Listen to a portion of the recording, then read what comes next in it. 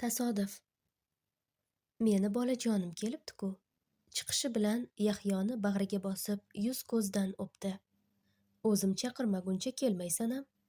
Yolg'ondakam gina qilgandek bo'ldi. Mana keldim-ku. Yahyo buvisiga gapirgani bilan ko'zi bilan Mohidilni izlardi. Xuddiki u hozir ularning yoniga kirib keladigandek tuyulaverardi. Ha, kelding. Buvi uni ichkariga taklif qildi. Bu yoqqa yurchi, sen quloqsizni bir qulog'ingni cho'zib qo'ymasam, juda gap uqmas bo'lib ketyapsan. O'zi divanga o'tirdi, Yahyoni ham yoniga o'tqazdi. Mohidil, qizim, bizga choy olib kel. Eshik tomonga qarab ovoz berdi. Sal o'tmay qo'lida patnis bilan Mohidil kirib keldi-yu, patnisdagilarni dasturxon ustiga qo'yib yana chiqib ketdi. U anchadan beri shu yerdami? Yahyo eshikdan ko'z uzmasdan so'radi. 5 oydan beri. U meni rafiqam ekanligini. Bunisini keyin gaplashamiz. Hozir sen bilan boshqa mavzuda gaplashib olamiz. Qani aytchi, nega bu qizni tanlagansan? Buvijon, men... Yahyo boshini quyi soldi. Oldindan ogohlantirib qo'yay. Meni aldashga urinma, chunki men hammasini bilaman. Faqat ularni o'zingdan eshitmoqchiman. Hammasini bilar ekansiz, yana nimani ham aytishim mumkin. Yahyoning ko'zi hali ham eshik tarafda edi. Sen xato qilgansan. Buvisi Yahyoning qo'llarini urib qo'ydi. Bilasan, opalaring va akangdan ko'ra seni boshqacha yaxshi ko'raman.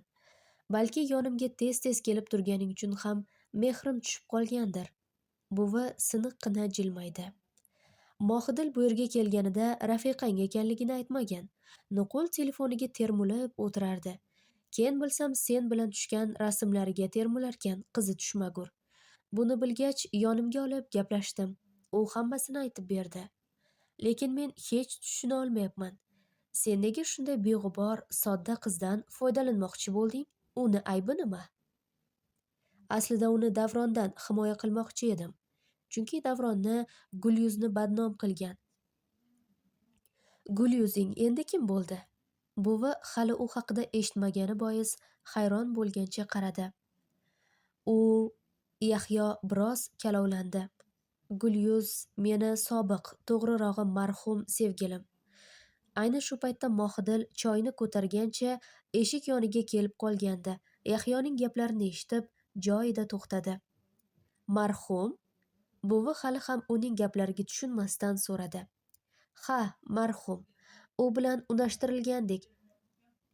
Dadam meni Toshkentga ish bilan jo'natganida vaziyatdan foydalangan Davron uni badnom qilgan va u o'z joniga qasd qilgan. Shu sababli. Endi to'xta. Buvi uning gaplarini eshitgach, o'zicha mulohaza yuritdi. Birinchidan, faqat Davronni ayblashing noto'g'ri. To'g'ri, Davron yoshligidan xudbin qilib tarbiyalangan. Lekin bu degani faqat uni ayblashing kerak degani emas, bolam. Qars ikki qo'ldan chiqadi degan gap bor. O'sha qiz qanchalik odobli, iboli, hayoli bo'lgan bilmadim-u, lekin unashtirilgan bo'la turib, begona yigit bilan yetaklashib yurgani hech bir mantiqqa to'g'ri kelmaydi. Yana o'z joniga qasd qilganicha. Buni hech nima bilan oqlab bo'lmaydi. Negaki Alloh bergan jonni faqat o'zigina olishga qodir. Biz bandalar Allohning omonatiga xiyonat qila olmaymiz. O'sha sevgiling Allohni tanimaydiganlar xilidan ekan. Taniganida birinchi navbatda senga xiyonat qilmagan, ortingdan ish qilmagan bo'lar edi.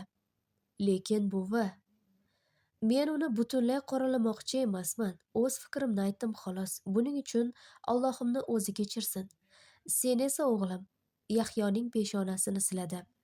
Bu ham Allohning bir hikmati deya oldingdagi ayolingni qadrlab yashamog'ing kerak. Hademay farzandli bo'lasizlar. Siz hozir Allohni tanish haqida gapirdingiz, lekin Mohidil ham Allohni tanirmikin? Negadir buvisining Gulyuz haqida aytgan gaplari Yahyoning g'ashini keltirdi. Ha, bolasi tushmagur-a. Uning yuziga yengilgina urib qo'ydi. Haliyam haqiqatni tan olging kelmaydi-ya. Mohidilga keladigan bo'lsam, uni ham Allohni taniydi deya olmayman.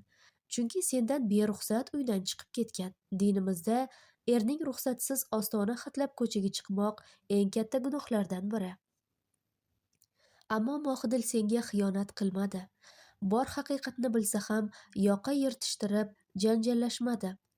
Dili qanchalik og'riganiga qaramay seni ranjitishni istamadi. Ha, shuning uchun bir so'z demay ketib qoldi. Yahyo ensa qotirdi. Ha, ensalaringni seni. Buvi uni yelkalariga urib qo'ydi. Alloh taqdiringga shunday qizni yozibdi. Sen ham taqdiringga ko'nib, uni baxtli qilish uchun yonida bo'l. U buni xohlarmikin? Yahyo eshik tarafga qarab qo'ydi. Xohlaydi. Har bir ayol qiz yonida uni sevuvchi, ardoqlovchi, suyanadigan bir mehriboni bo'lishni xohlaydi. Lekin u mendan xafa. Qani tur, chiqib, u bilan gaplash, borini ayt. U hammasini bilishga haqli. Xo'p. Yahyo o'rnidan turib, eshik oldiga kelarkan, uning qadamlarini eshitib turgan Mohidilning yuragi urushdan to'xtab qolgandek edi. U ketishni ham, qolishni ham bilmasdan turarkan, eshik ochilib Yahyo chiqdi. Bir zum nigohlar to'qnashib, tillar aylanmay qoldi. Men ajrashmoqchiman. Lobar uzoq o'ylanishlardan keyin qabul qilgan qarorini eriga aytdi. Nima? Lobar, nimalar deyapsan? Bir-birini sevmagan ikki inson bir oila bo'lib yashashi qiyin. Shuning uchun eng yaxshi yo'l bu ajrashish. Lekin o'g'limiz-chi? Amirxondan xavotir olmang, uni o'zim katta qilaman. Bekorlarni aytibsan. Shamshod boya Lobar uzatgan qog'ozlarni oldi-yu yirtib tashladi. To'g'ri, biz sevishib oila qurmadik, lekin men ajrashishni xohlamayman. Unga yaqin kelib, belidan qo'lini o'tkazdi. Balki hayotimizni boshidan boshlarmiz. Shamshod aka, men Amirxonga uka yoki singil olib kelish haqida o'ylab ko'rsak yomon bo'lmasdi. Shamshod gapirarkan sekin ayolining yuziga yaqinlashdi. Shu shartmidi? Oyisining qistovi bilan uchrashuvga ketayotgan Jamol qo'lidagi guldastaga dushmaniga qaragandek qarab qo'ydi.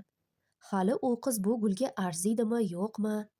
Jamol kela kelguncha norozi kayfiyatda keldi. Oldindan band qilingan joyga kelib o'tirganda ham chehrasi ochilmadi. Buncha kuturmasa, har 3-4 daqiqada soatiga sabrsizlik bilan qarab qo'yardi. Oradan yarim soatcha vaqt o'tib, restoranga kirib kelgan qiz uni e'tiborini tortdi. Tizzadan tepada yubka kiyib olgan bu qiz har 2 qadamida yubkasini pastga tushirishga harakat qilardi. O'zicha iboli. Jamolning biroz jahli chiqdi. Kiyishga kiyib tag'in pastga tortganini-chi? Birato'lasi yechib yura qolmabdi. Shusiz ham shu tortishi bo'lsa, sal turib yechilib ketsa ham ajab emas. Jamol soatiga qarashni ham unutib, o'sha qizni kuzata boshladi. Qiz ham buni sezdimi yoki boshqa sabab bo'libmi, u tomonga kela boshladi. Hello, o'ziga yarashmaydigan qilib irshaydi qiz. Va alaykum assalom. Jamol ensa qotirgancha alik oldi. Xo'sh, xizmat. Adashmasam, ismingiz Jamol. Qiz dadil bo'lishga harakat qilardi-yu, lekin buni uddalay olmasdi. Yubkasini tortishlari, o'zini g'alati tutishlari tabiiyki Jamolni diqqatini tortmay qo'ymadi. Ha, adashmading. Sizlashni istamadi. Men ismim Shodiya. Qiz qo'lini uzatdi. Tanishganimdan xursandman deya olmayman. Jamol qo'lini uzatish nari tursin, hurmat yuzasidan o'rnidan ham turmadi. Istasang o'tirishing mumkin. Gapni qisqa qilaman. Qiz uning qarshisiga o'tirib, oyoqlarini chalishtirgancha gavdasini orqaga tashlab o'tirarkan, o'zini yengiltak qizlardek tutishga urinardi. Men sizga turmushga chiqishni istamayman. Voy, menga bunday azobni ravo ko'rmang. Axir men sizni sevib qolganman. Sizsiz hayotimning ma'nosi yo'q. Kunlarim tundan farq qilmay qolgan. Sizdan iltimos, menga turmushga chiqing. Jamol gapirarkan, Shodiya unga garang odamdek qarab o'tirardi. Mabodo shunday deyishimni kutmayapsanmi? Jamol gapini oxirida qoshlarini chimirarkan, qizga jirkangandek qarab qo'yishni unutmadi. Yo'q, mabodo shunday degan taqdiringizda ham hech o'ylab o'tirmasdan rad qilgan bo'lardim, chunki sizdan yaxshi turmush o'rtoq chiqishiga ishonmayman. Buni qara-ya, Jamol masxara qilgandek kulib qo'ydi. Endi boshimni qaysi toshlarga ursam ekan-a? Xudo! Afsuslangandek peshonasini silab qo'ydi. Endi nima qilaman axir, Shodiyaxon? Qizning ismiga alohida urg'u berdi. Menga ishonmayapti. Men endi qanday yashayman? Bu qanday ko'rgulik, qanday jazo? Jamol o'zi ham tushunmagan, anglamagan holda qizning asabini buzishni juda istardi. Ahmoq! Shodiya boyadan buyon uni masxara qilayotgan Jamolga o'qrayib qo'ydi-yu, o'girilib keta boshladi. Shoshmang! Jamol kulgancha gapirdi. Sizga gul olib kelgandim. Gulingiz boshingizdan qolsin. Shodiya qarab ham qo'ymasdan chiqib ketdi. Jamol esa o'zini kulgudan to'xtata olmasdi. Tentak qiz. Ko'z oldida o'ziga yarashmagan makiyajli Shodiyaning yuzi tasvirlandi. Sen meni qiziqtirib qo'yding. Qani ko'raylikchi, bu soxta kapalak ortida aslida qanday farishta yashiringan ekan, degancha telefonini qo'liga olib oyisiga qo'ng'iroq qildi. Qiz menga ma'qul. Ahmoq, to'nka. Shodiya yurishiga xalaqit qilayotgan baland po'shnali oyoq kiyimini yechib qo'liga olarkan, boyagina ustidan mazza qilib kulgan Jamolni shirindan shakar so'zlar bilan alqab kelardi. O'zini kim deb o'ylaydi bu yaspast? Jinni. Aslida o'zim ahmoqman. Xo'rsingancha ust-boshiga qarab qo'ydi. Negayam bunaqa kiyimda keldim? Oddiygina bo'lib, unga borini boricha aytganimda ham bo'lardi-ku. U ham hamma qatori odam, vaziyatni tushuntirganimda tushunarmidi? Hamma qatori odam. Jamolni eslashi bilan Shodiyaning yuziga tabassum yugurdi. To'g'ri, hamma qatori odam, lekin sal tentakroq. Shodiya uchrashuvdan chiqib, to'g'ri dugonasi yashaydigan kvartiraga bordi. Xo'sh, dugonasi uchrashuv taassurotlarini so'ray boshladi. Yigit nima dedi? Uylanish fikridan qaytdimi? Bilmadim. Holsizgina yotoq chetiga cho'kdi. Lekin qaytsa juda yaxshi bo'lardi. Ko'zlari yoshlandi. Yig'lama, hali hammasi yaxshi bo'ladi. Dugonasi uni bag'riga bosdi. Ish qilib shunday bo'lsin-da. Shodiya ko'z yoshlarini artdi. Hech yo'q, bu yil o'qishga kirsam edi. Inshaalloh, kirasan go'zalim. Dugonasi uning yuzlaridan o'pib qo'ydi. Sen bularni o'ylama, bor diqqatingni o'qishga qarat. Yaqinda hujjat topshirish boshlanadi. Hujjat topshirishga yordam berib yuborasan-a? Shodiyaning ko'zlari mo'ltiradi. Albatta, sen bu yog'ini o'ylama. Endi ketishim kerak. Shodiya o'rnidan turib, stol ustida turgan uzungina ko'ylagini oldi. Oyim ham kutib qolgandir. Xo'p, qo'ng'iroqlashamiz. Shodiya kiyimini almashtirib, u yoq bu yog'ini to'g'riladi. Keyin yuzdagi makiyajini o'chirdi-yu, o'zining pastgina oyoq kiyimini kiyib, uyiga ildamladi. Men keldim. Uyga kirishi bilan ovoz berdi. Keldingmi? Qizini ovozini eshitishi bilan oyisi xursand holda chiqib keldi. Senga xush xabarim bor. Shodiya oyisining yuziga qarab hammasini tushungandek bo'ldi-yu, ichida nimadir uzilgandek bo'ldi. Sen yigitga ma'qul kelibsan. Ertadan keyin oq o'rar. Kelasi hafta Fotiha. Lekin oyi, lekin pekini yo'q. Boyagina kulib turgan oyisining qoshlari chimirildi. Hademay 24 ga kirasan. Bu yigitni ham rad etsang, kimga tegmoqchisan? Bilsang, Jamol juda yaxshi yigit. Kunduzi chiroq yoqib ham unaqasini topa olmaysan. Oyi, men o'qimoqchiman axir, zorlandi. Ering o'qitsa bemalol o'qiyverasan. Kim senga o'qima dedi? Ana endi ering nima desa shu bo'ladi. Halitdan o'sha to'nkadan menga er yasab oldingizmi? Shodiya zarda qilgancha xonasiga kirib ketdi. Men buni aynitish uchun harakat qilsam-u, bu ahmoq uylanaman deydimi? Qo'lidagi sumkasini taraqlatgancha javon ustiga tashladi. Shu payt telefoniga xabar kelganligini bildirib, telefon jarang sochdi. Shodiya telefonni olib qaradi-yu, o'siz ham tarang asabi battar taranglashdi. Uyingga yaxshi yetib oldingmi, oppog'oy? Xabari bilan birga shunaqa stiker ham bor edi. Qoching. Mohidil Yahyoni itarib o'tib ketmoqchi edi, bo'lmadi. Yahyo yo'l bermadi. Men sizga gapiryapman. Mohidil unga bir qarab qo'ydi-yu, ko'zlarini olib qochdi. Ko'zlaringni mendan bekitma. Yahyo uni iyagidan tutib o'ziga qaratdi. Ularni qanchalik sog'inganimni balki yetar. Mohidilning ko'zlari yoshlandi. O'zingizni meni sevadigandek ko'rsatishdan charchamadingizmi? Balki tuyg'ularim chindir. Bu yolg'on ekanligini ikkalamiz ham juda yaxshi bilamiz. Inson hayotida chin sevgi bir marta beriladi. Sizning chin sevgingiz qora tuproq bag'rida yotibdi. Menga esa shunchaki mendan foydalanish uchun uylangansiz. Mohidil gapirarkan, ko'z yoshlari yuzini yuvardi. Shunday de, chin sevgi bir marta beriladi degan. Mohidilning bilagidan tutib, o'ziga yaqinroq tortdi. Unda seni chin sevging qani? Qayerda u? O'lgan. Mohidil uning ko'zlariga tik qarab turdi-yu, u endi yo'q, dedi. Undan bunday javobni kutmagan Yahyoning qo'llari bo'shashdi. Bundan foydalangan Mohidil xonasiga kirib ketdi. Bo'lishi mumkin emas. Yahyo hali ham ayolining javobini qabul qila olmayotgandi. Nahotki u mendan oldin boshqasini sevgan bo'lsa, menga bo'lgan mehrli boqishlari, muhabbat to'la nigohlari nahot hammasi shunchaki bo'lsa? Yahyo shu savollarga javob topishga urinarkan telefoni ham jiringlab qoldi. Allo. Kelinimni olib tez ortga qayt. Davronning ahvoli og'irlashib qoldi. Tinmay seni so'rayapti. Salom alikdan keyin G'ayrat aka to'g'ri maqsadga ko'chib qo'ya qoldi. Menga desa o'lib ketsin. Yahyo unga nisbatan nafratini yashira olmadi. Aslida yashirishni ham istamadi. Yahyo. G'ayrat aka biroz xafa bo'lgandek bo'ldi. Nima bo'lishidan qat'iy nazar, u sening amakivachchang bo'ladi. Qolaversa, doktorlarning aytishicha bu oxirgi iltimosi bo'lishi mumkin. Shunday ekan tezda ortga qaytinglar. Iloji bo'lsa buvingni ham olib kel. Xo'p, Yahyo dadasi bilan tortishishni istamadi.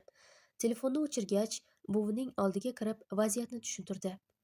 Buvi boshida ketishni istamadi, lekin Yahyo qo'yarda qo'ymay ko'ndirdi. Men Mohidil bilan ham gaplashay, ilojini qila olsam, bugunoq Xorazmga uchamiz, degancha o'rnidan turdi. Mohidil yuzini yostiqqa bosib yig'lab yotarkan, eshik taqillagandek bo'ldi. Kiring. Boshini ko'tarib, ko'z yoshlarini artdi. Sen bilan gaplashib olishimiz kerak. Yahyo kirishi bilan biroz qo'rs ohangda gap boshladi. Yana o'sha mavzu bo'lsa, endi u mavzuni ochmasa kerak. Gap ohangidan Yahyoning jahli chiqib turganini sezish qiyin emasdi. Dadam qo'ng'iroq qildi. Tez Xorazmga qaytar ekanmiz. Men shu yerda qolaman. Bekorlarni aytibsan. Yahyoning ovozi biroz balandladi. Men bilan Xorazmga qaytasan. Bola tug'ilguncha ko'z oldimda bo'lasan. Ja ketgin kelsa, bola tug'ilgach 4 tomoning qibla. Sizni yomon ko'raman. Mohidil lab burgancha o'rnidan turdi. Men ham seni yaxshi ko'raman. Yahyo uning peshonasidan o'pib qo'ydi-yu chiqib ketdi. Ular o'sha kuniyoq tungi reys bilan Xorazmga uchib ketishdi. Albatta buvijon bilan. Shodiya ota-onasidan qanchalik xafa bo'lmasin, baribir qarshilik qila olmasdi. Chunki qiz bolaning taqdiri shu, sevsa sevdim deya olmaydi, sevmasa sevmadim deb. To'g'ri, Shodiyaning dardi sevgi emas, u shifokor bo'lishni istaydi.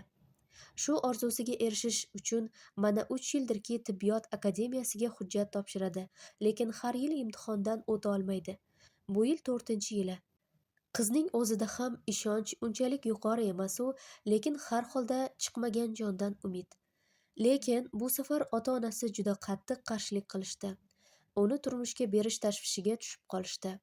Yil davomida kelgan sovchilarni bir amallab qaytargan Shodiya bu safargisini ham qaytara olaman deb o'ylagandi. Lekin yigit uylanaman deganini eshitib, tepa-sochi tikka bo'ldi. Nega aydan men? Kechki ovqatdan keyin dasturxonni yig'ishtirarkan, o'ziga o'zi savol berardi. Unga nima yoqqan bo'lishi mumkin? Axir men uning yoniga yengiltak qiz sifatida borgandim. U esa qiz menga ma'qul debdi yoki biror narsani rejalashtirdimikan? Shodiya javobsiz savollarni tinmay o'ziga berarkan, bu yoqda telefoniga xabar keldi. Qo'lini sochiqqa artgancha telefonni olib xabarni ocharkan, yana o'sha telba. Xabarni qayta o'qib, telefonni joyiga qo'yib qo'ydi. Xabar quyidagicha edi. Oppog'oy, ertaga uzuk tanlagani boramiz. Hech qanday bahona o'tmaydi. Ha, yana bir kichik eslatma. Kapalakka o'xshab chiqishni xayolingga ham keltirma. Aks holda ayab o'tirmayman. Xayrli tun, oppog'im. Yaxshi dam ol. Oppog'immish. Shodiya ensa qotirib qo'ydi. Endi bir kami sendan so'rashim qoluvdi, nima kiyishimni. Istaganimdek kiyinaman. Xohlasam yalang'och yuraman. Shodiya asabiylashgancha idishlarni yuvarkan, ehtiyotsizlik qilib bitta tarelkani tushirib yubordi. Ha, sindir. Endi bu uydan ketyapsan-da, shunga hammasini sindirib ketishing kerak-ku. Xuddi shuni kutib turgandek oyisi ham kirib kelib qoldi. Oyi, men bilmasdan.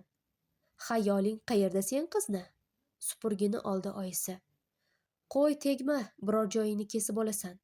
Oyisi siniqlarni supurib oldi. Ertaga kuyov sen bilan uchrashmoqchi ekan.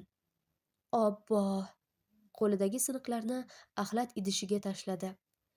Shuni o'zimga aytsa bo'ladi-yu, ensa qotirdi. Aslida Shodiya bu gaplarni ichida aytdim deb o'ylagandi, ammo o'zi bilmagan holda ovoz chiqarib aytib qo'ydi. Hali aytib ham qolar, oyisi kulib qo'ydi. Butun bir hayotingiz oldinda, hali ulgurasan gaplashishga. Oyi, Shodiya biroz norozi bo'lgancha gapirganiga qaramasdan uyalgandi ham.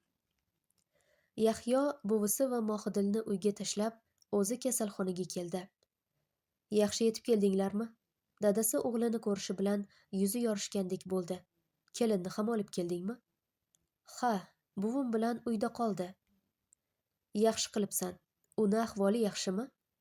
Negadir Davronni ismini aytishni ham istamadi. Unchalik emas, tez-tez hushini yo'qotib qo'ymoqda. O'ziga kelishi bilan faqat seni so'raydi. Nuqul meni kechir deydi.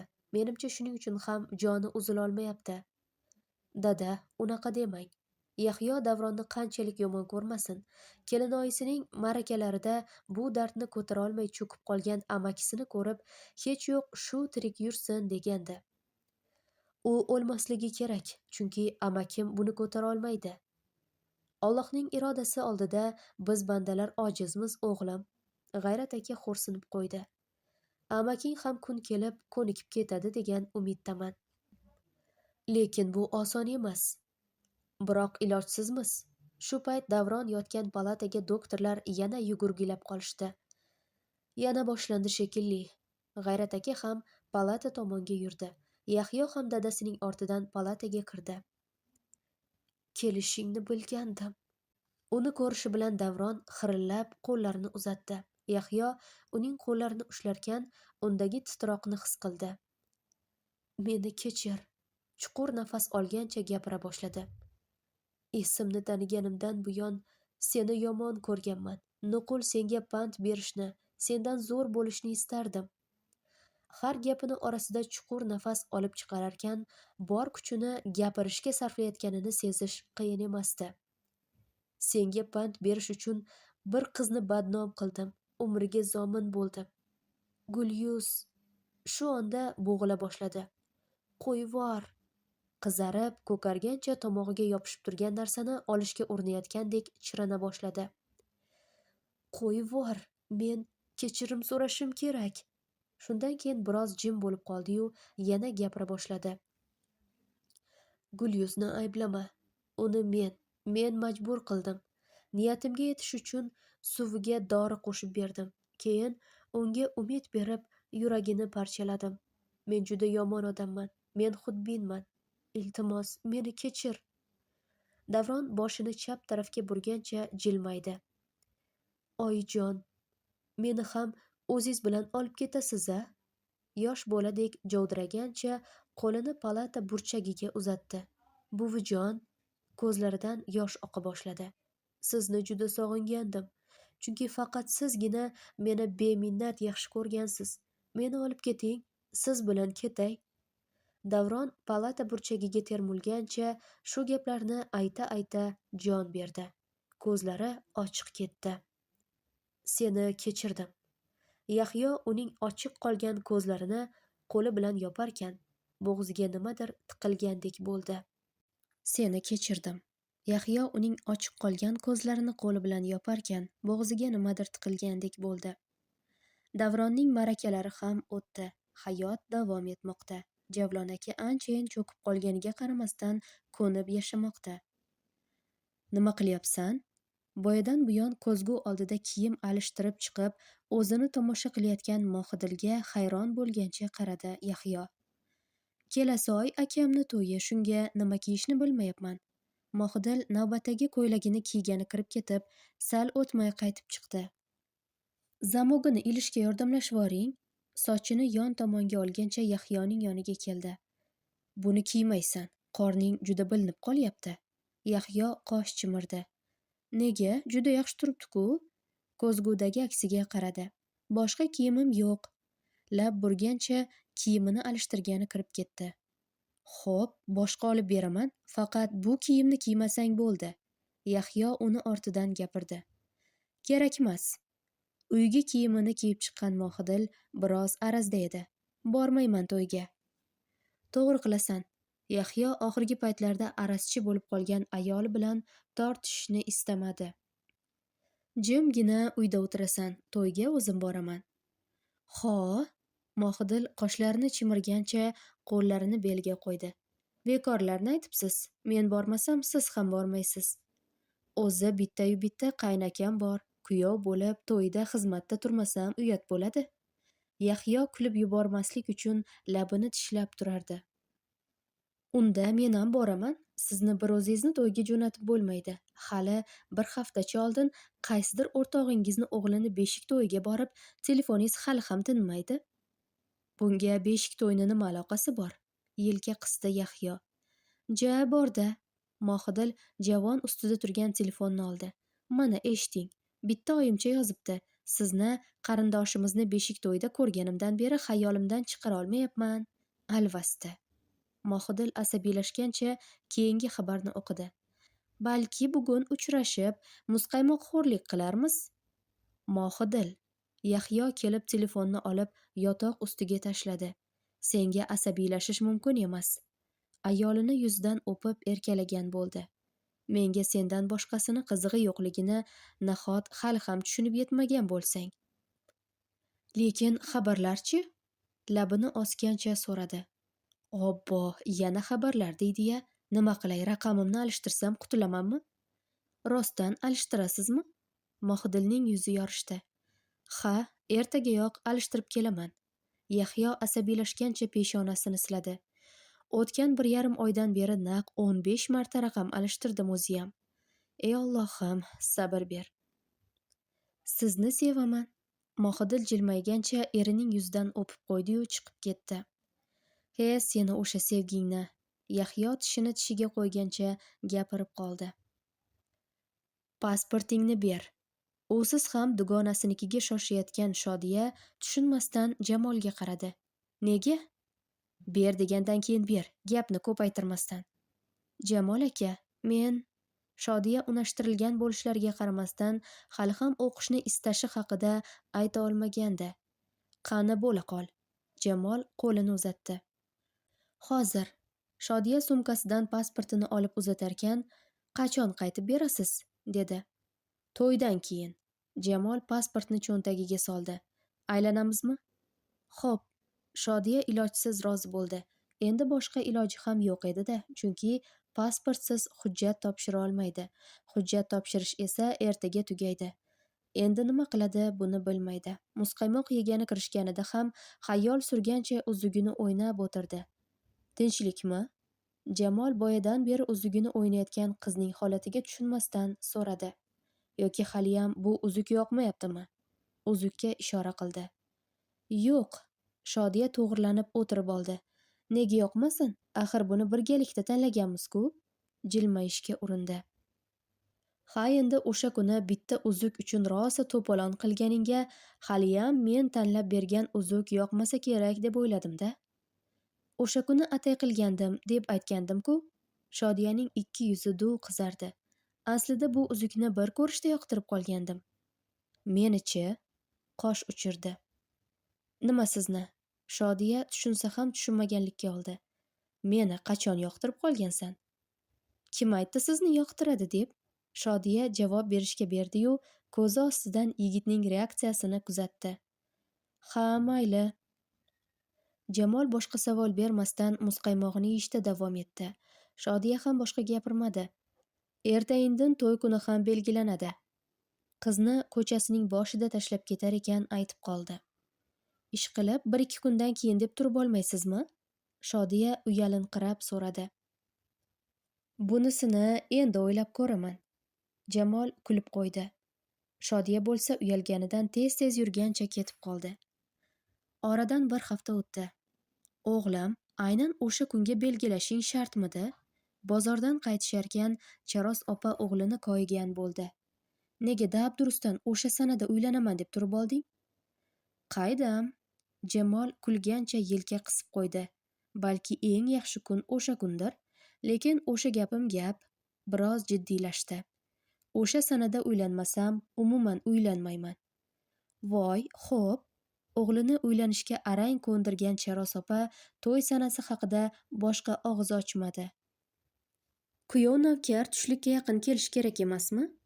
Ertalabdan Shodiyaning kiyinishiga yordamlashayotgan dugonasi biroz norozilik bildirdi. Kim ertalabdan kelinni uyiga keladi?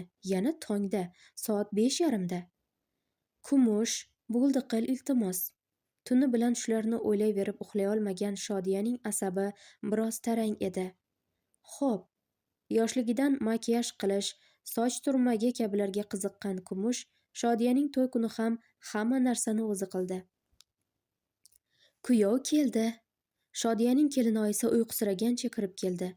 Shunchalik seni sevganidan hech yo'q tushlikkacha sabri yetmabdi-da yigitginani. Kulgancha chiqib ketdi. Bo'ldi. Haliyam makiyaj qilayotgan Kumushni o'zidan sal itardi. Bo'rttirib yubormadingmi ish qilib? Yo'q, lekin hali tugatmagandim. Kumush qovoq uydi. Mashinada davom qildirarsan. Shodiyaning gapidan keyin Kumush narsalarini yig'a boshladi. Bu oraliqda Jamol ham kirib keldi. Assalomu alaykum. Kelin salom qilgach, Shodiya biroz xafa bo'lgandek salom berdi. Va alaykum assalom. Tayyormisan? Buncha shoshqaloqsiz? Tushlik paytida kelsangiz ham ulgurardik. Lab burdi. Yo'q. Endi ketishimiz kerak. Hali darvozadan 1 soatsiz chiqa olmaymiz, degancha qizning qo'lidan tutib xonadan chiqdi. Aytganidek, 1 soat bo'lmasa ham yarim soatda chiqib olishdi. Qayerga borishni bilasan-a? Shodiyaning qistovi bilan haydovchi yigitning yoniga o'tirarkan so'radi. Albatta aka. Mashina joyidan qo'zg'aldi. Bu yerga nega keldik? Jamolni qistovi bilan mashinadan tushgan Shodiya hayron bo'lgancha so'radi. Imtihon topshirgani? Jilmaydi u. Nima? Shodiya ustimdan kulyapsizmi degandek qaradi. Shu ahvoldami? Egnidagi kelin libosiga ishora qildi. Ahvolingga nima qilibdi? Jamol soatiga qarab qo'ydi. Qani bora qol, hademay imtihon boshlanadi. Jamol aka, men... Shodiya yig'lamoqdan beri bo'lib jovdiradi. Katta rahmat sizga. Rahmatni chimildiqda aytasan. Qosh uchirib ko'z qisib qo'ydi. Hozir bor, imtihon topshirib chiq, degancha pasporti va imtihonga kirish ruxsatnomasini uzatdi. Axir bu... Shodiya yig'lab yuboray deb turardi. Qani bo'la qol. Jamol uni tekshiruv yo'lagiga kuzatib qo'ydi. Men senga ishonaman, sen albatta uddalaysan. Naima Asrorovna. Hamshira hovliqqancha yugurib kirib keldi. 4-palataga bemoringizning ahvoli og'irlashib qoldi. Nima? Yozish kerak bo'lgan kasallik varaqalarini ham tashlab o'rnidan turdi. Yo'q, faqat bu emas. Shoshgancha xonasidan chiqdi. Sarvinoz, sen bunday qila olmaysan. Sen kuchli bo'lishing kerak. Qorningdagi farzanding uchun ham. 3 kun oldin joniga qasd qilishga uringan Sarvinozni qattiq nazorat ostiga olib, o'zini alohida palataga joylashtirgandi. Bugun esa bu xabar. Naima Asrorovna nima qilib bo'lsa ham ona va bolaning hayotini asrab qolish harakatida edi.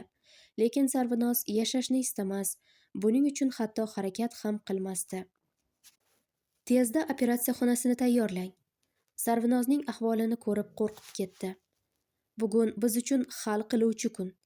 Sarvinozning qo'llaridan tutdi. Sen kuchli bo'lishing va farzanding uchun ham omon qolishing kerak. Vujudingdagi murg'ak jonni bu beshafqat hayotda yolg'izlatib keta olmaysan. Oradan 20 daqiqacha vaqt o'tib, Sarvinozni operatsiya xonasiga olib kirib ketishdi. Naima Asrorovna eng avvalo Allohga bo'lgan umidi va ishonchi va kasbiy mahoratiga ishongan holda operatsiyani boshlab yubordi. Oxirgi suhbatimizdan keyin seni qayta ko'rmasam kerak deb o'ylagandim. Ishdan qaytayotib, tasodifan Gunafshani uchratib qolgan Yunusning yuziga tabassum yugurdi. Xorazmga qanday shamollar uchirdi? Mohidil taklif qildi. Gunafsha uning yuziga bir qarab qo'ydi-yu, ko'zlarini olib qochdi. Ertaga akasini to'yi, shunga mehmon bo'lib ket degandi. Tushunarli. Men bo'lsam, biz g'aribu g'urabolar uchun kelding deb suyunib ketibman. Siz g'aribu g'urabomisiz? Bo'lmasam-chi? Xo'rsingancha yelka qisdi. Tuyg'ulari rad etilgan, bir chekkaga uloqtirilgan, kimsasiz. Jim. Bunafsha uning ko'zlariga tik boqdi. Kimsasiz demang. Chunki sizning oilangiz, onangiz, shirindan shakar 2 qizingiz bor. G'aribu g'urabo deb mana meni aytsa bo'ladi. O'sha taklifim haliyam o'z kuchida. Yunus biroz dadillashdi. Istasang hoziroq seni oilam bilan tanishtiraman. Yo'q. Gunafsha dardli ovozda gapirdi. Biz ancha kech qoldik. Endi birga bo'la olmaymiz. Gunafsha. Yunus ko'chada ekanliklarini ham unutib, qizni mahkam bag'riga bosdi. Hammasi senga bog'liq. Sen bir og'iz ha desang bo'ldi. Qolganini o'zim hal qilaman. Kechiring. Gunafsha uni o'zidan itardi. Endi hech narsa avvalgidek emas. Na siz, na men va na tuyg'ular. Yo'q-e. Yunus siniqqina jilmaydi. Bunga ishonching komilmi? Ha. Yaxshi, hammasi sen aytganchalik bo'la qolsin. To'g'ri aytding. Endi hech narsa avvalgidek emas. Na sen, na men va na tuyg'ular. Ortiga o'girilib keta boshladi. Qayerga ketyapmiz? Mashina qizlik uyi tarafga emas, umuman boshqa tarafga burilganiga Mohidil hayron bo'lgancha so'radi. Sen bilan bir joyga borishimiz kerak. Yahyo anchayin sokin edi. Qayerga? Anchadan buyon borishimiz kerak bo'lgan joyga. Qayer o'sha yer? Mohidil qiziqqancha so'radi. Borganda ko'rasan. Yahyo aka, ayting. Mohidil.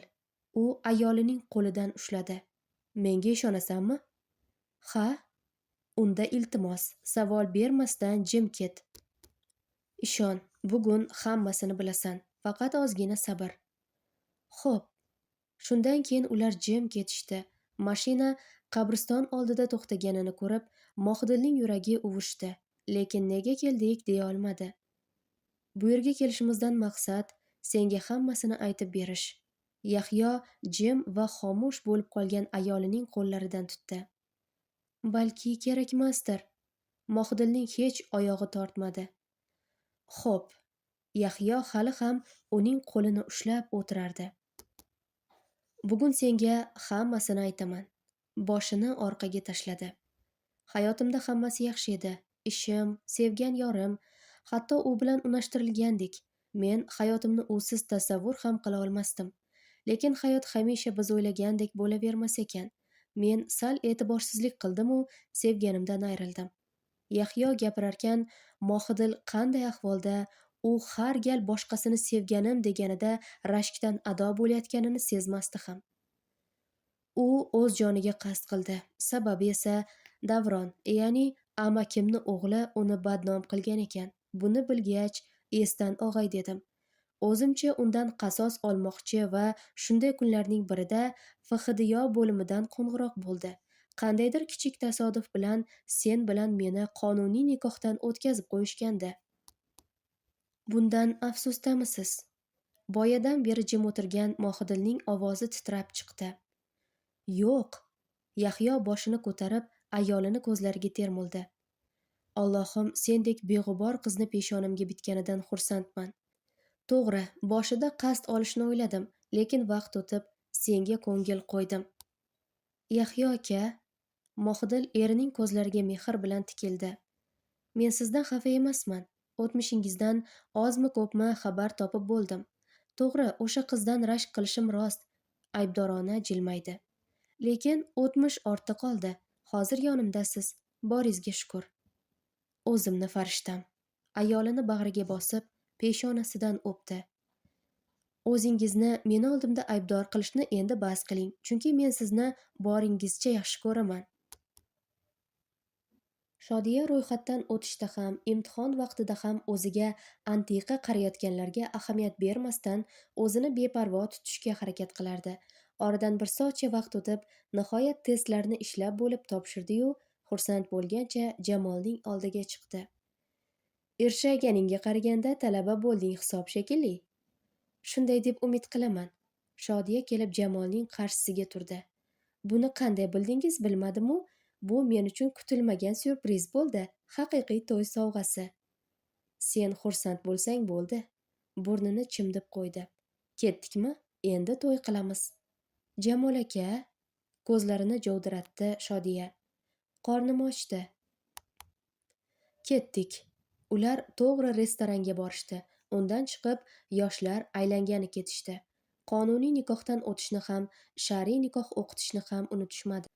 Kun kech bo'lib, qosh qoraya boshlagach, kechki to'y uchun to'yxonaga yo'l olishdi. Buncha titrayapsan? Jamol to'yxonaga ko'z yugurtirgancha Shodiyaning qo'lidan tutdi. Biroz sovqotdim. Shodiya nima deyishni ham bilmasdan tiliga kelganini aytdi. Aslida esa o'ziga nima bo'layotganini o'zi ham tushunmayapti. O'z-o'zidan titramoqda. Yuragi esa qinidan chiqib ketgudek urmoqda. Hatto Jamol qo'lidan tutganda ham tok urgandek bo'ldi. Hozir shoshma. Istamasa ham do'stlarining qistovi bilan kiyishga majbur bo'lgan kostyumini joylariga o'tirishi bilan yechib ildirib qo'ygan joyidan oldi-yu Shodiyaning yelkasiga tashladi. Endi yaxshimi? Ha, Shodiya ko'z ostidan to'yxonaga qarab qo'yarkan, o'ziga qaratilgan nigohlarni ko'rib, ikki yuzi duv qizardi. Hozircha qo'limdan kelgani shu. Ikkimiz yolg'iz bo'lganimizda seni qanday isitib qo'yishni o'zim bilardim. Jamol kostyumni to'g'irlayotgan odam bo'lib, uning qulog'iga shivirladi. Shodiya o'zini erib ketgandek his qildi. To'y tugaguncha Jamol boshqa bunday gaplar qilmadi, lekin qarashlari, nigohlari Shodiyani yeb qo'yaman derdi. Ana shunday lahzalarda Shodiya o'zini qo'yarga joy topa olmay qolardi. Valsga tushayotganlarida ham Jamol undan nigohini uzmas. Har gal qizning yuziga yaqin kelganida Shodiyaning yuziga urilayotgan nafaslari qizning yuragini o'ynatib yuborardi. Kelinoyi, shu shartmi? Shodiya kelinoyisining gaplaridan ikki yuzi olovdek yongancha so'radi. Yunus o'sha kundan keyin Gunafshaning yo'lidan chiqmadi. Oradan 2 kun o'tib esa Jamolning yangi hamkori sifatida uning to'yiga tashrif buyurdi. To'yxonaga kirib kelishi bilan ko'zi Gunafshaga tushdi. Gunafsha ham unga qarab turdi-yu, keyin ko'zlarini olib qochdi. Hali shunaqami? Yunus biroz achchiqlandi, lekin tashqarisiga chiqarmadi. Kelin va kuyovni tabrikladi-yu, mehmonlar qatoridan joy oldi. Biroz tamaddi qilgach, qayerdandir toptirib aroq olib keltirdi-yu, 1-2 qadah ichdi va ancha dadillashdi.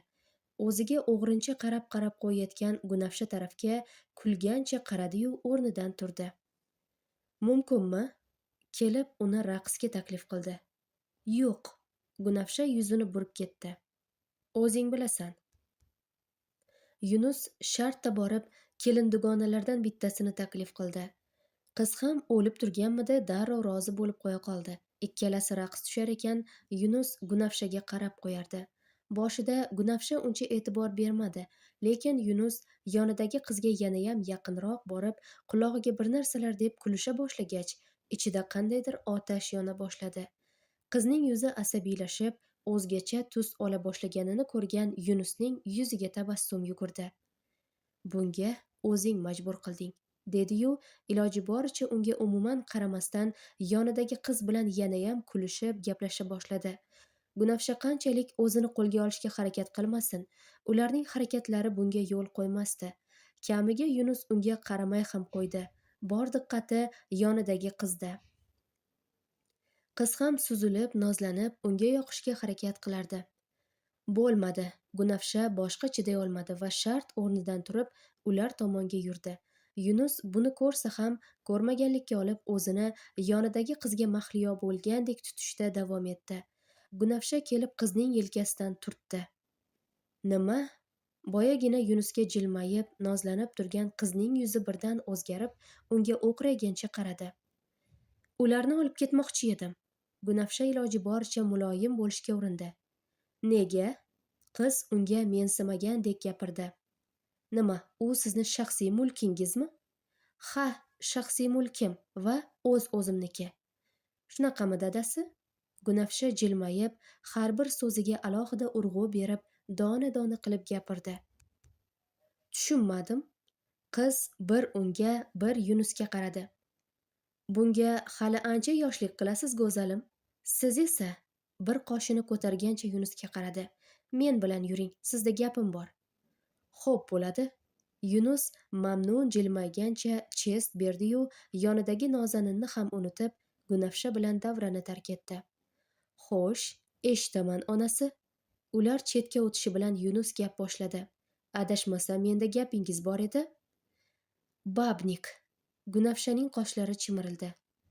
Aha, xotinboz. Keyinchi? Hech nima. Gunafsha arazlagandek lab burdi-yu, ketib qoldi. Qiz zotini tushunmay o'lib ketsam kerak.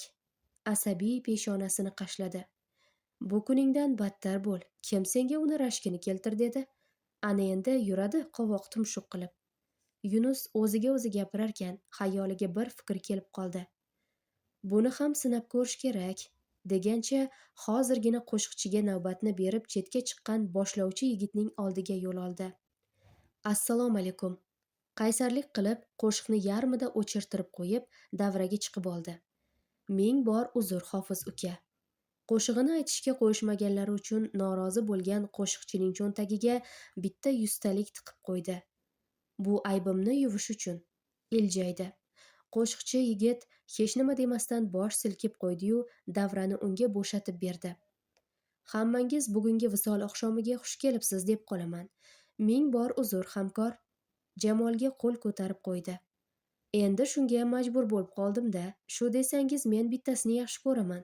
Go'zal, ibo hayoli, odobli, shunga yarasha qaysar fe'li ham. Gunafshadan ko'z uzmasdan gapira boshladi.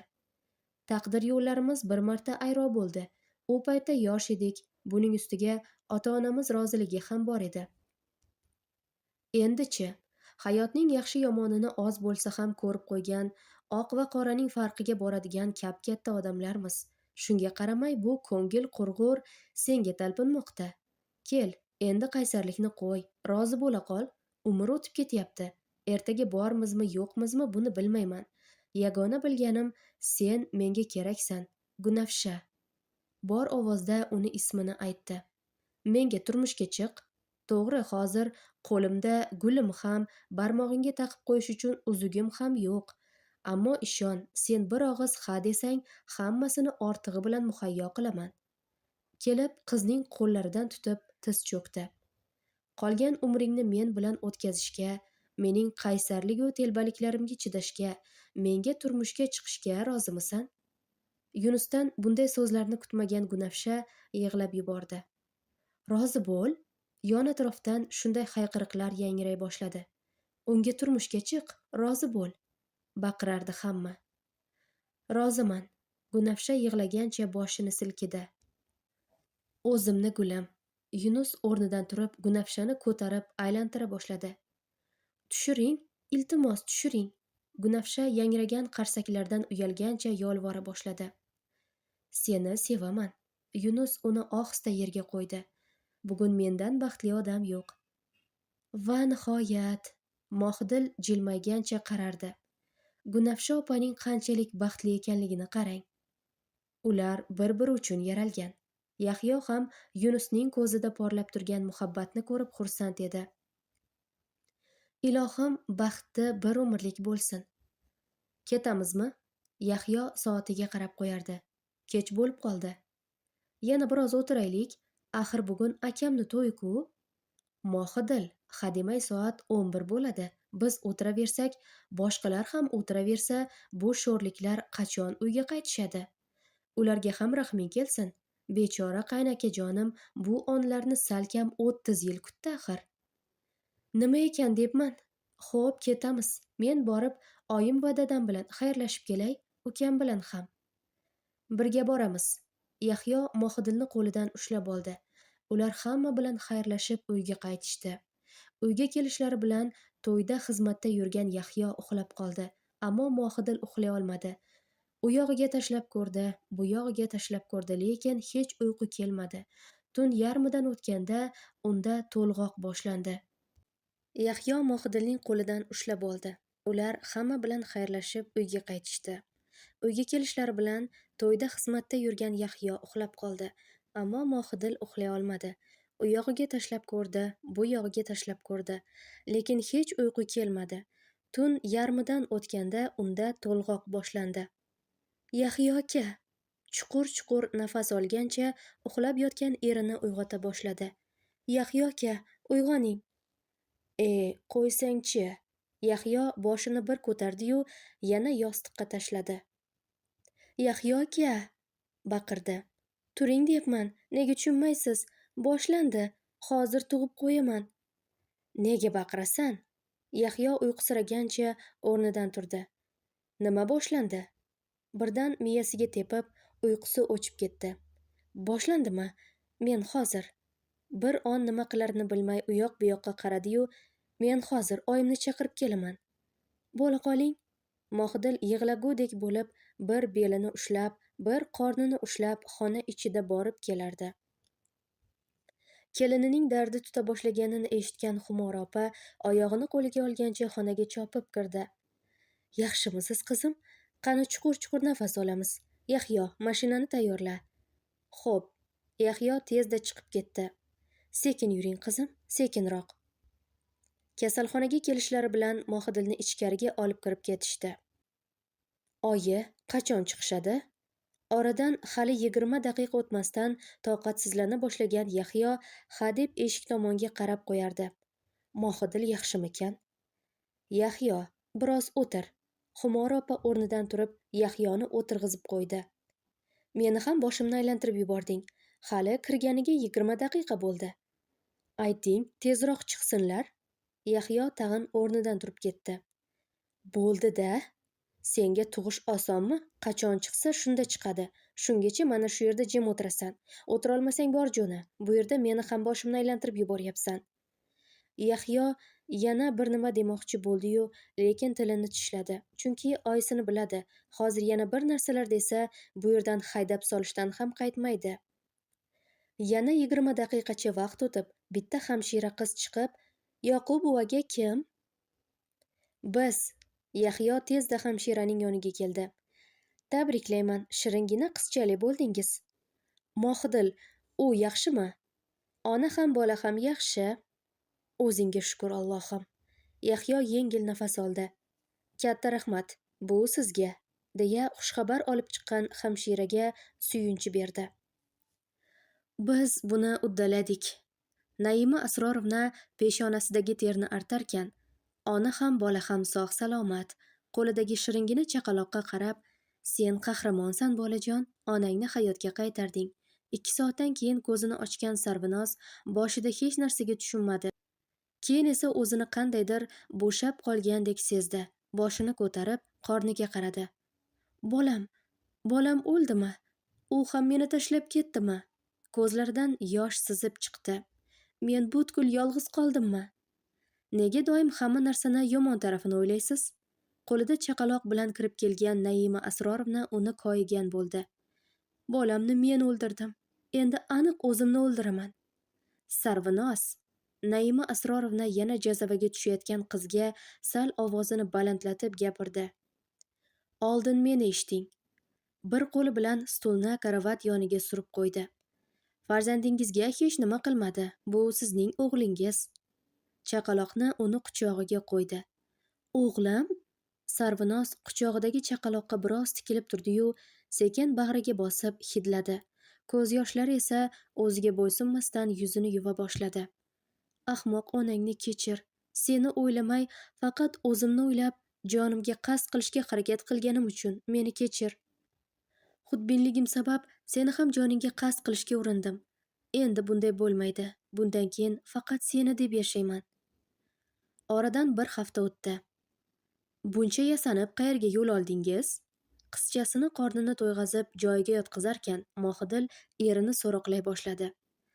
To'yga, esingda bo'lsa bugun ustozim va akamdek bo'lib qolgan Yunus va dugonang Gunafsha turmush qurishyapti. Ular turmush qurayotganlarini shunchaki xalqqa bildirib qo'yish uchun kichik ziyofat qilishmoqchi. Lekin sizning bu yasanishingiz kichik ziyofat uchun haddan tashqari ortiqcha. Mohidil kelib erining sochini to'zg'itib tashladi. Ana endi bo'ldi. Mohidil qo'lini belidan o'tkazib olgancha ayolini o'ziga tortdi. Karantinda bo'lmaganida o'zim bilardim. Ajab bo'pti. Jilmaygancha qosh uchirgancha erining burnini chimdib qo'ydi. Ertaroq qaytasizmi? Bilmadim. Erta kelganim bilan nima o'zgarardi? Hali yana 33 mi yo 34 kunmi masofa saqlash kerak. Axir karantin qoidalari shunaqa-ku. Yaramas. Mohidil arazlagancha erini o'zidan itarib, bag'ridan chiqmoqchi bo'lganda Yahyo qo'yib yubormadi. Tegmang menga. Tegaman, chunki xotinimsan. Bunga haqqim bor. Yahyo uni mahkam quchoqlab oldi. Bir narsani unutma. Menga sendan boshqa hech kim kerak emas. Sen mening eng go'zal tasodifimsan. Shodiya. Jamol telefon tutgancha oshxonaga kirib keldi. Mandat chiqibdi, eshitdingmi? Voy, rostdanmi?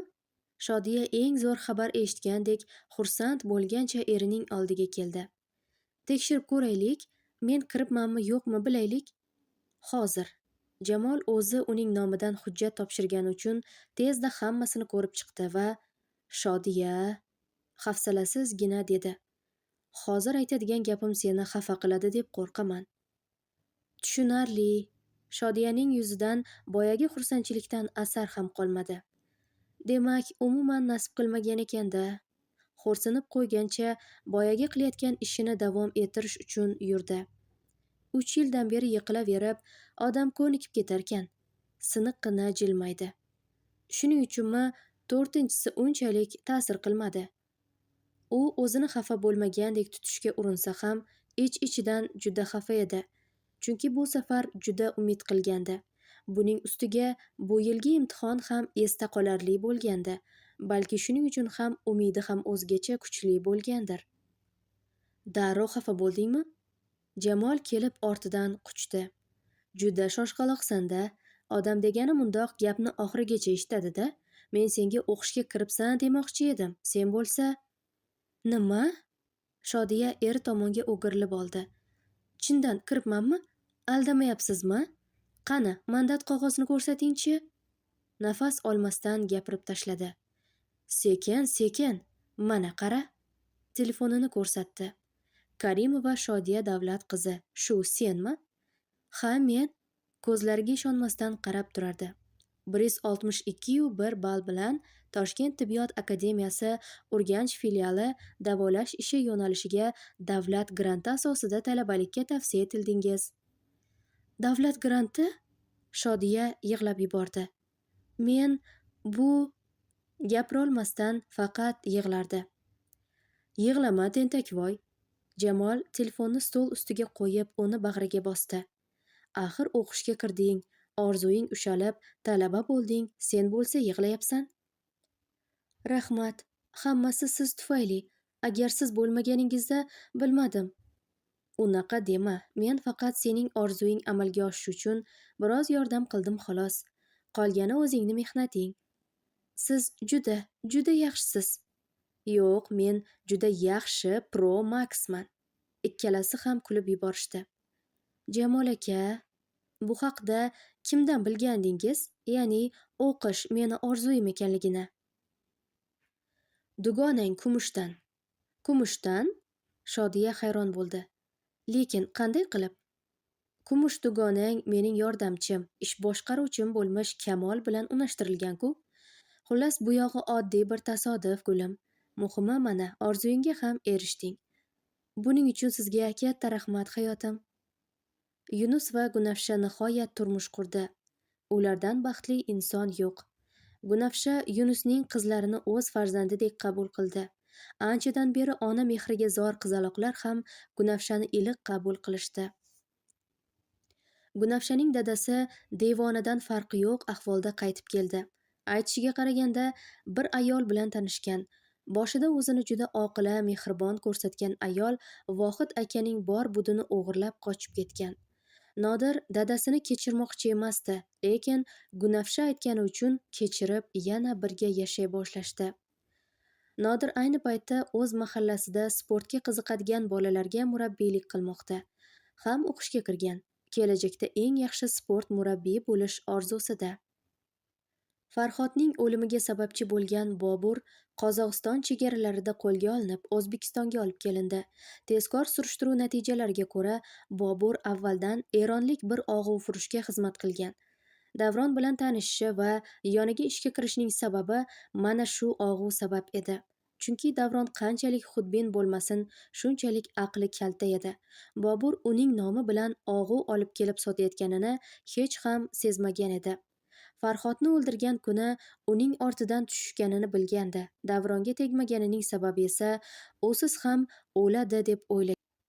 Boburning ustidan sud qilinib, qilgan jinoyatlari uchun 28 yilga qamoq jazosiga mahkum etildi. Hikoyamiz shu bilan o'z yakuniga yetdi. O'ylaymanki, har bir qahramonimizning hayotini qo'limdan kelgancha yoritib bera oldim. Mohidil va Yahyo tasodif tufayli baxtli oilaga aylanishgan. Hozir ularning jajji malikasi bor. Malika ularning quvonchi. Malika tug'ilgach, Xumora opa ham ancha yumshagan. Kelinini o'z qizidek qabul qilgan. Sarvinoz ham o'lim haqida o'ylamay qo'ydi. Butun hayotini o'g'li Akbarjonga bag'ishlashga qaror qilgan.